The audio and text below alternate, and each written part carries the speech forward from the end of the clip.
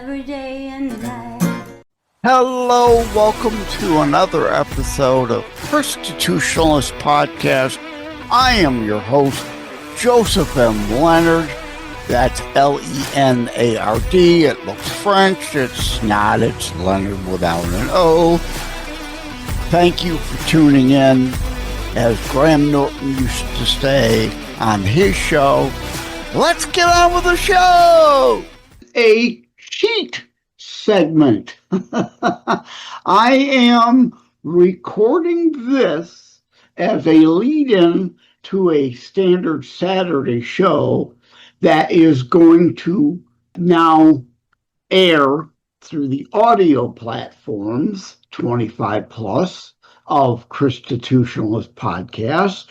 What was formerly a CTP video exclusive that I feel needs to go out as a regular show. So bear that in mind when recorded. It was a video exclusive. It could be from a month ago. It could be from a couple months ago. So bear that in mind when you hear things regarding time frames. It may be from a while ago. So particular references may be a little dated. And this segment of cheat, I'm recording it. I'll be using it with several video exclusives turned Saturday episodes. Without further ado, let's get on with the show! Hello, this will be pretty quick. Something popped up on the news I wanted to address. Today is a video exclusive. But first, just saw before I turned off the TV, the Berna ad, where she's walking around with the banana. I'd normally be afraid, but I've got my banana. At Berna, we don't sell bananas. Imagine if this banana could stop an attacker from 50 yards.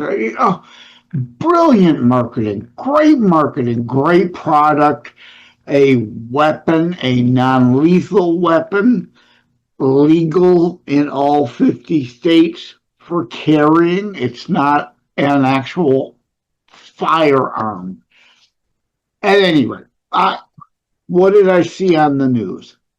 Sean Duffy, Department of Transportation, talking about having pulled the licenses of 11,500 people so far in the United States who can't pass the driving test properly, frankly, and been given out licenses as if they're a Cracker Jack prize. It's bad enough. And we allow, as a U.S. driver, my license, I could go to the UK or France or Italy or Germany or even Russia and China, and they'll honor my license because as a tourist, as someone just on the road there a short time, international treaty, most of our signs are international signage, international symbolism of do not enter, so someone doesn't go down a street the wrong way. Yield signs, that triangular shape and red and white color. Stop signs, octagons,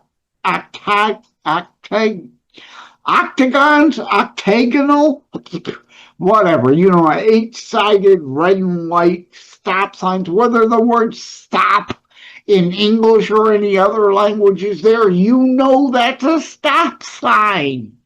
Traffic lights, red, yellow, and green. Conformity. A regular visitor tourist temporarily driving a rental car in a nation where they don't speak, read, and write fluently, that language is acceptable.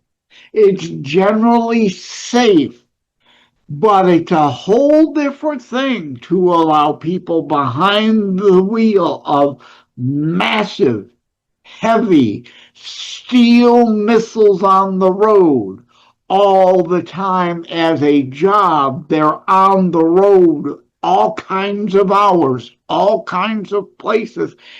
Dangerous, can kill dozens of people at once, being unsafe on the roads.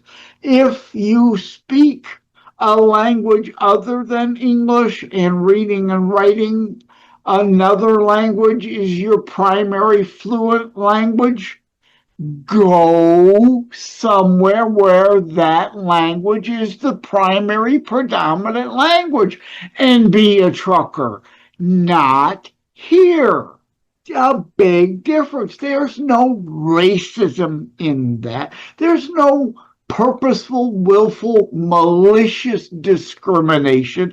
Yes, there is discrimination in that you aren't as safe as someone who understands the language and road signs. Again, a tourist, me in Russia, I don't know that their alphabet, their words, but of course, tourists, again, modern GPS help aid directional things. I don't need to know the exact road name. I need to know visually what that road name is. I don't have to understand Russian to understand these letters in Russian together mean Smith Street. And Smith Street is where I'm going to. And the roadways from here to there to get to Smith Street. As a tourist, it's okay. I'm not applying to be a trucker to be on the roads all the time in Russia, and nor should I be allowed. It isn't racism. It isn't origin of country discrimination necessarily, specifically in that case, keeping me from getting a trucker's license in Russia. It's, and I apologize, but I'm going to swear here for emphasis. So cover the kids. It's fucking common sense. You retarded morons. Look, common sense is lacking. Oh my God, you're discriminating. Oh my God, it's racist. No, it's common sense. You retarded moron. To make sure people, if they're on the road all the time with a multi-ton missile hurling down the roads, they understand implicitly, can pass the test for the individual and specific national rules of our roads, and can read the signs in English, whether it's their destination or not, to know where they are. The international symbology is great and wonderful, but if you're on the roads all the time with multi-ton missiles, potentially to kill dozens of people, as we've seen over and over on the roads, by people who do not understand the language, didn't really pass the test, but were given a license anyway. 11,500 people have had them revoked by the Department of Transportation, and they should be. They should have never been given licenses in the first place. Okay, end of rant, I guess. Common sense.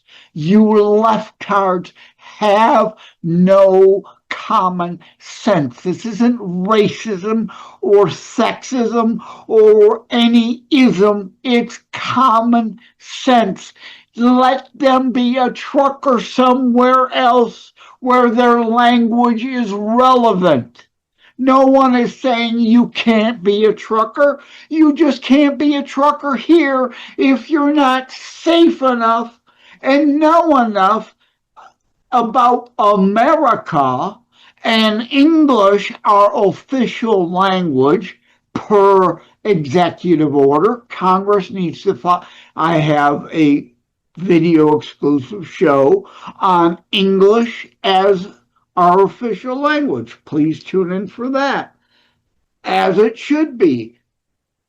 certain things qualify or disqualify you for certain things. It has nothing to do with you as a collective. Racism or sexism or Islamophobia, homophobia, blah, blah, blah, blah, blah, blah, blah. No, it has to do with you as an individual, your content of character, your abilities or inabilities, what you can and can't do. Go somewhere else and be a trucker. No one is demanding you can't be a trucker. You just can't be a trucker here unless you're really fully qualified to be safe on our roads. Simple, common sense. The left has none of that. Anyway, thank you all. Take care. God bless.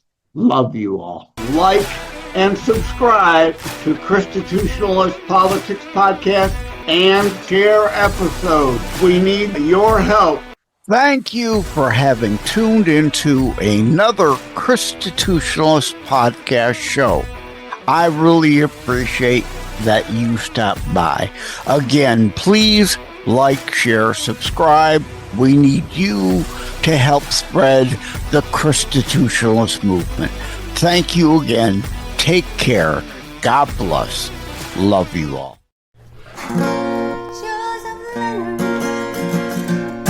Stand up for what is right. Loves God and shares his message every day and night. Believes in freedom and making his voice heard. Shared his message over all the earth. God loves you, Joseph, for all you do. Stand strong and God bless you.